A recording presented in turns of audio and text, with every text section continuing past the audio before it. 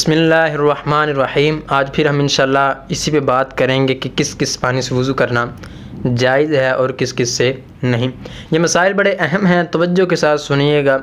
बाज़ दफ़ा बंदा ऐसी जगह पे होता है कि जहाँ पे मुश्किल हो जाता है ये देखना या ये पता करना कि पानी से वज़ू जायज़ है या नाजायज़ है। जब आपको ये मसाइल पता होंगे तो बंदा आसानी के साथ ये पता कर सकता है कि ये पाक है या नापाक है।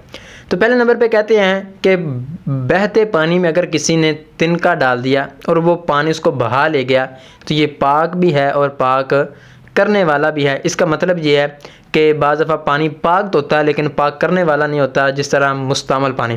तो ये पाक भी है बहता पानी और पाक करने वाला भी है। अगर इसके अंदर नजासत गिर जाए तो ये इसको नापाक नहीं करेगी, लेकिन अगर इतनी नजासत गिर जाए कि इसका रंग, बू और जायका ये चेंज हो जाए तो इस सूरत में इससे ना वज़ू कर सकते हैं ना ही गुस्ल कर सकते हैं।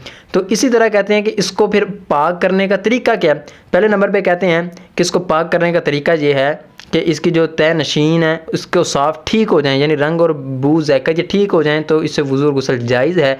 और इसी तरह अगर इतना पानी मिल जाए कि इस नजासत को बहा ले जाए तो इस सूरत में भी वज़ू और गुस्ल जायज़ हो जाता है।